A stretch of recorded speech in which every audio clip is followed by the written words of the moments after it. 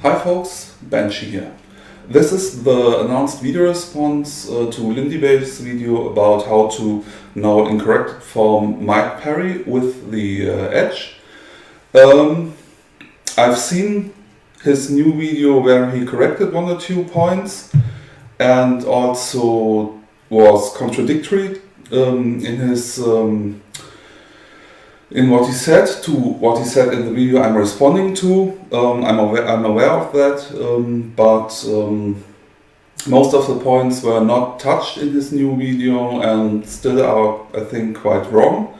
And so I think I have a go nonetheless, especially because I announced to make a video response and not doing one would be a bit awkward to me, I think. Also, since I made my first video about bows, I thought about making a video about HEMA as well, which is one of my main hobbies. One of the others be shooting, firearms shooting. So I think this is simply a good time to have a go at this topic because it's covered in a lot of channels, a lot of HEMA related channels, and the views on it are quite contradictory. And I agree with Lindybeiges in the point that it's not a question about always parrying with the flat or never parrying with the flat. It's more a gray zone thing where sometimes it's advantageous to parry with the flat and sometimes it's advantageous and desired or needed to parry with the edge. And also it's not a 90-degree question about exactly the edge or exactly the flat. It's about angles. It's favoring the flat or favoring the edge. What's more about this? To get this off on the beginning, this is by no means against Lindybeiges as a person. I really like his channel. I think he's very informative. He's hugely entertaining. But mostly when it comes to HEMA, I think he's a bit wrong on views. Just my opinion on this. And in this case, my opinion was so contradictory to him that I thought a video response would be the only way to properly get my point around. I tried to make in this very long written response I've did. Another thing is that I'm a HEMA practitioner for about 8 years now, but I by no means am an expert, foremost because of the lack of a good school here in the region where I live. In Germany, so I used most of the time videos and books about mostly Lichtenauer to study a bit of. I've taken a bit of classes, so to speak, but most of the time I found them not very good and not very advantageous to me. I don't think I did learn much. So we are basically a group of friends who train HEMA, who spar a lot, try to stick to the treatises where appropriate, let's say that. And so I think I've got a good view what works and what doesn't work in a sparring and therefore sort of dual situation. We do longsword, rapier, a bit of greatsword, some of to sword and shield, and we also mix. So I have also an overview of the advantages and disadvantages, for example, of going against the rapier with the longsword or against going sword and shield with the longsword, which is really difficult. This is basically a German longsword take based on mostly Lichtenauer on the topic of whether to parry with the edge or the flat. I had to switch room because Windows 10 on my laptop decided not to work with the video capturing software anymore. And so I had to go to the room where my desktop is. It's a bit cramped, but I think it will work. Point 1. Priorities. After the clarification through Lindybeiges in his other video, I mostly agree with him. Priority being not getting hit and not preserving your sword. And of course, if it's the only feasible way at the moment, the only way you can think about in this instant is to simply block with the edge, no matter how, even by not threatening your opponent, so be it. Better than getting hit. But that's not the desired thing. That's a sort of worst case scenario or an emergency or panic parry. This shouldn't be the normal way to parry. And so, like he showed, if someone's getting a simple Oberhau, meaning a diagonal cut from above, normally you would parry, or I would parry in the way we fence is, for example, if I'm standing in Flug, I would simply parry by closing the line to my opponent and thrusting him or threaten to thrust him. This would be a parry favoring the flat and also threaten the opponent, which is always the thing you should try to do, because otherwise you give up the initiative and basically can only refer then on reacting by any means to what your opponent is throwing at you and not being really able to get yourself in a position to hit to anti-fight. Point 2. Biomechanics. This point I think Lindybeiges got really wrong, because he just based it on the standard grip. I'm using a sword with a ring guard here, but I'm using it the wrong way around to emulate a sword that has a simple cross guard. He basically based everything on this standard grip and showed these awkward 90 degree bent wrist things to get your flat in line.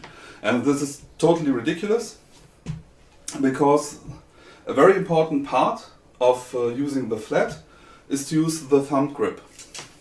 Thumb grip being normal grip, thumb grip, normal grip, thumb grip. It's a simple twist of my of the sword in my hand, in my leading hand, and the angle of my wrist doesn't alter. It's still in a strong position, only like used in Flug, and then presenting more the flat to the lines I'm blocking and presenting the edge to my opponent. And this being a second thing where the thumb grip is very important, it's for example a Krumpau. If I hold my sword this way, I would have to do this awkward bending motion to do a Krumpau. But if I have the thumb grip, I can no problem strike in this direction without bending my wrist. A third thing where the thumb grip is important is in case of such a sword in the ox, or in the Zwerchhau. Zwerchhau being this horizontal cut where you basically do this. And if I would use this in a normal grip, it's biomechanically very awkward to get the sword in a horizontal position to have proper edge alignment, especially when I turn. That's extremely painful for my wrist.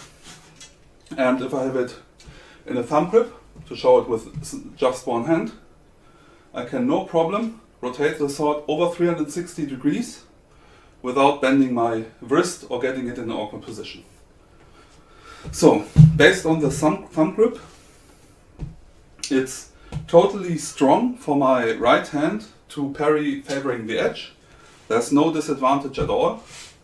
And Lindybeiges also forgot the left hand, because any torque that would occur on my leading hand, if this would be a one-handed sword, is negated by the second hand on the grip, being able through the leverage I get to compensate for the torque I get on my leading hand, and therefore the power of the blow goes into the arm, into the skeleton and the strong muscles in the arm. Point 3. Sword construction. Lindybeiges brought some things up about the construction of a sword, meaning that it's stiffer in this plane than in this plane, and basically this is true, but the flexibility of a sword is a wanted thing, and his training sword is like this sword, a very bad example to show the flexibility of a sword, because they are for training are too flexible.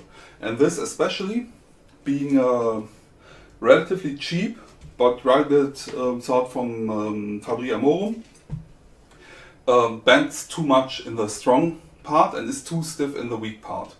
So for thrusting this is not very safe. But we're talking here about a lethal fight. This meaning sharp swords. And the only sharp sword I have is this Handbei Rheinländer. I bought some years ago, by one thing because of the ring guard. I really like long swords with more developed hilts. And because it's called Rheinländer, which is basically what I am, a people from the Rhineland in Germany. So this is extremely stiff because it's sharp. It's really hard to bend it more than this. And as you can see, the strong part of the blade does not really bend at all. And therefore, if I, with this sword, would receive a blow on the flat, there will be very little deflection or flex in the sword, and even if I receive a blow on the edge side, there still will be wobble in the blade, simply because of harmonics. For example, if you Google or look at the YouTube videos, slow motion videos of rifles firing, especially a good example, the AK-47, you see the barrel, a really quite thick round piece of metal, simply due the forces of the gas port being pointing upwards, bending down during the shot, really a lot. And even a sword on the flat side would, if you see a high-speed footage of receiving a blow, would flex. But that's wanted. That's basically a good way to prevent it from breaking, and not a problem. There's no such spring thing that throws my blade away just because I received a blow on the flat. And a good example of a high quality training sword is this here, quite huge long sword from Marco Danelli of Danelli Armories. The hilt construction was something I requested of him. It's basically the hilt of a Pappenheimer rapier built onto a quite long sword, giving me excellent hand protection because I don't like to spar with heavy gloves. And this is an extremely flexible blade that I can push into my bare hand and bend at 90 degrees without really hurting my hand. But on the same part, the strong of the blade remains almost straight. And if I try to only bend this straight, it's very stiff and very little give in it. So a good training sword is even in that matter almost as stiff to block on the flat than a sharp sword. It of course, if it receives a blow here, will wobble quite a bit, but if I hold it with two hands, this wobble, as you see, is dampened quite, it's dampened out fast, and does not in any way negatively influence the ability to parry with the flat. Point 4, guard effectiveness.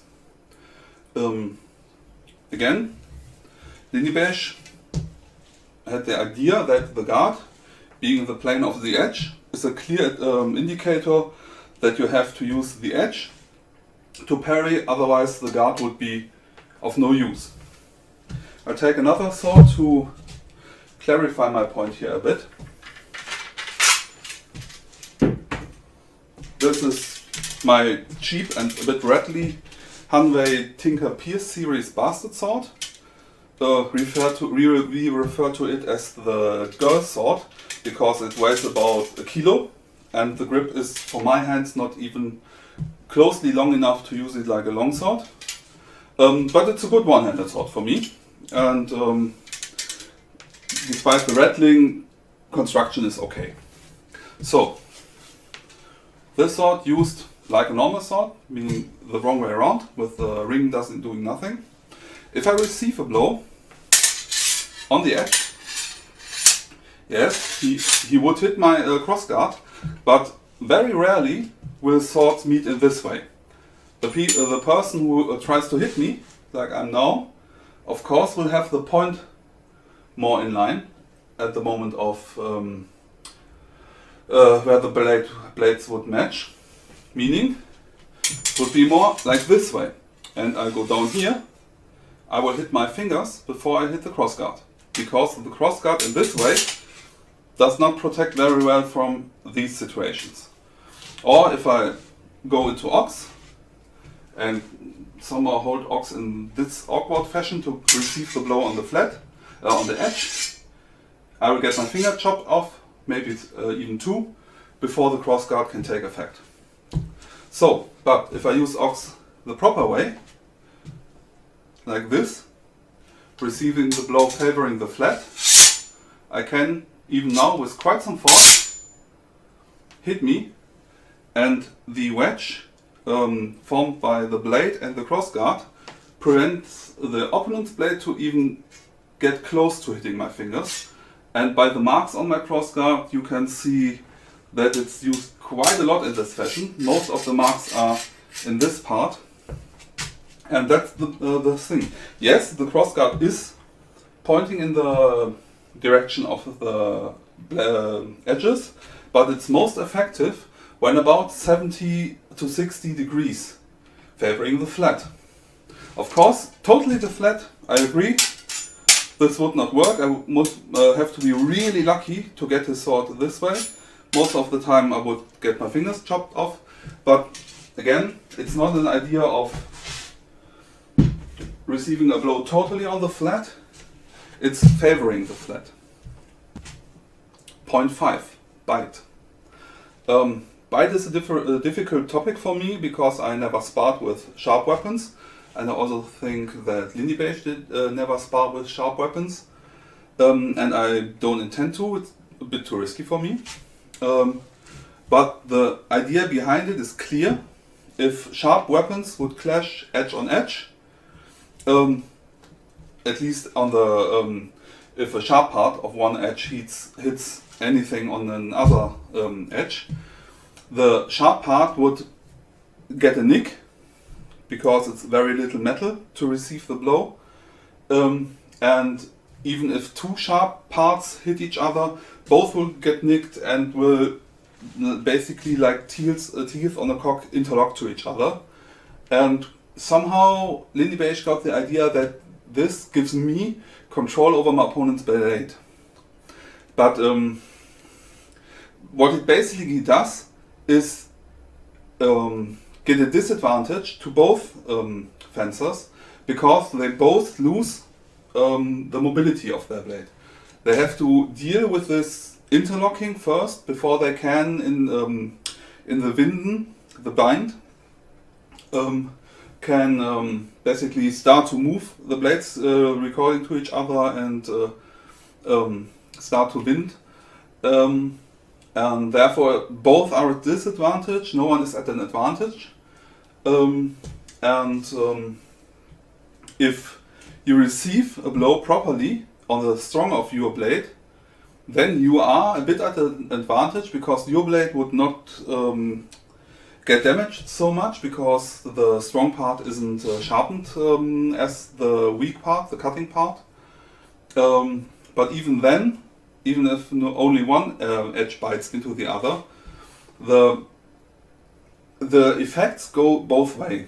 So it's more desirable if you have, if you are confident in your winding techniques, to receive a blow, let's say in fluke again, more on the flat. For one thing, because my edge is pointing at the opponent, so if I receive a blow here, I can simply by stepping in, cut him, or point thrust at him, thrusting being of course able no matter in which direction the edges are pointing.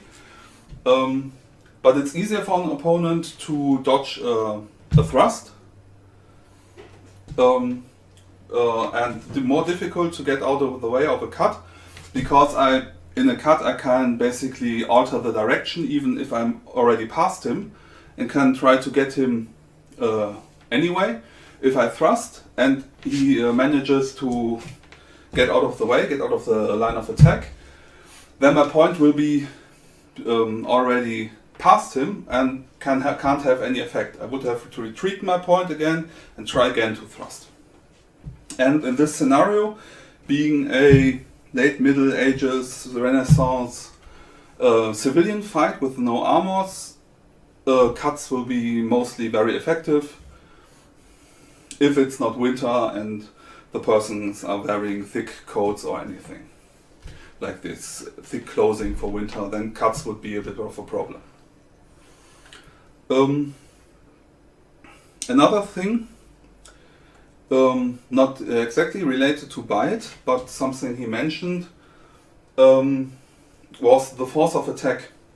In his first video, he painted the picture of someone putting really a lot of force into an attack, and he said you have to basically meet his attack with equal force to be sure not to get hit. And he himself in his new video contradicted to his own sayings there, because that's what I agree with. In his video of the 3 basics of combat, the rule of least of minimal force.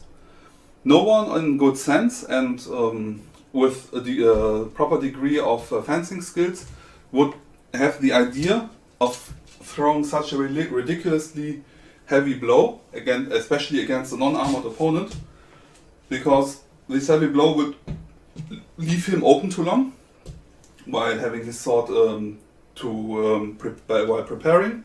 If he misses, all the force he puts into the throw has to be recovered by somewhat, so he will be longer open to counter-attack, and he negates, and there we come to point 6, he negates his chance to, or he lowers his chance to feint, to alter the angle of his attack, because he's putting too much effort, too much force into it, and making it unnecessarily difficult to alter the angle.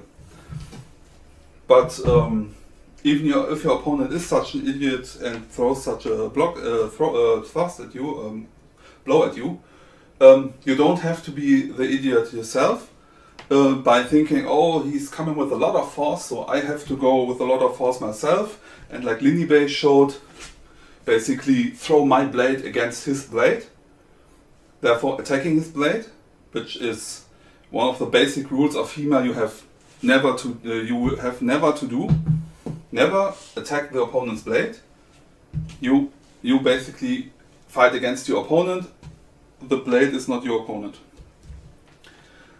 So the rule of the least amount of force necessary would be absolutely adequate to simply get my sword in the way like this, because both hands, both arms are ready to receive the blow, and some of the force will be used up to basically right along my blade to the cross guard and hit there. So the force will get in this direction. There's no way that that anyone is going to push through this defense. Even when we were sparring longsword against two-handed greatsword, it's not really a lot of force needed to parry a greatsword with a longsword. With one-handed sword, that's a totally different thing, because you then have the torque getting into your one hand holding the weapon, and therefore you have to be quite careful. But with anything two-handed, no problem at all. No issue to meet a heavy blow. And the thing was the feint. If I would parry like Lindybeiges showed, this way, the attacker, being a bit problematic in this room, coming from here, seeing, okay, somehow he's attacking my blade, has just to drop his point, go around his weapon and hit him. And this can't be prevented by putting too much effort into a parry. And the point of always threatening your opponent, as soon as I turn my edge towards the side, I'm losing the threat of thrusting. I would have to turn my blade again to get the edge aligned, and in general you should do the least amount of movement necessary. So, for example, if I'm in fluke, my point is already about neck head height of my opponent, and I want to parry the high line with an ox. I don't move my point around. I just simply raise my guard, raise my hilt, leave the point where it is. Very simple thing. There's no need to move the point around while simply having to do this. And same goes in other defenses. If I'm already standing in fluke, for example, and it's coming a simple diagonal blow that I already would parry without moving, I don't have to do anything. I would stand here, wait, because it's possible that this is just a feint. The opponent will basically try to lure me into doing something, opening me up. And if, for example, he then tries to get over my sword, then I already I have the opportunity to counter this. If I have the time, I could go in ox again. If not, simply raise the sword into crown. And if he would try to get low, to get to my leading leg, I would have enough time to just put my leg out of the way and thrust him. But if I commit too early and commit with too much force, I maybe would even not be able to slip my foot away, because during high intensity parry, blow, whatever he is doing, of course the force has to go somewhere. And if I'm throwing my blade forward in this fashion and then slip my foot backward, I'm quite easy to lose my balance and fall forward. So being balanced, least amount of force necessary, are all very important things that he, in his first video, by somehow got quite a lot wrong. But at least he corrected himself in the newer video about the basics of combat. But to summarize, the main things I think he gets really wrong in his video about the flat to edge parry is he totally forgets the thumb grip. He makes ridiculous assumptions about bending your wrist to get the flat to a parry, and he presents it too much black and white, especially the thing with the guard. He totally ignores the possibility of just favoring the edge, not being exactly on the edge, favoring the flat, not being exactly on the flat. And these altogether lead to an extremely wrong overall appearance of the video. I thought it was a sort of try to be funny in this sense and to overemphasize things. But this video was by no means in the intro or anywhere made clear as sort of comedian attempt to have a go at this topic. The topic and the way he presented it was basically seen to be in earnest, and therefore I think it's gotten it wrong quite a bit and gotten it to the viewer totally wrong, even if he intended to get another point around.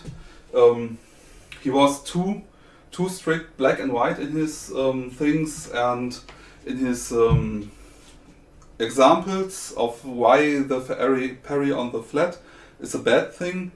He made two ridiculous assumptions without having a second thought about what he's showing there at the moment.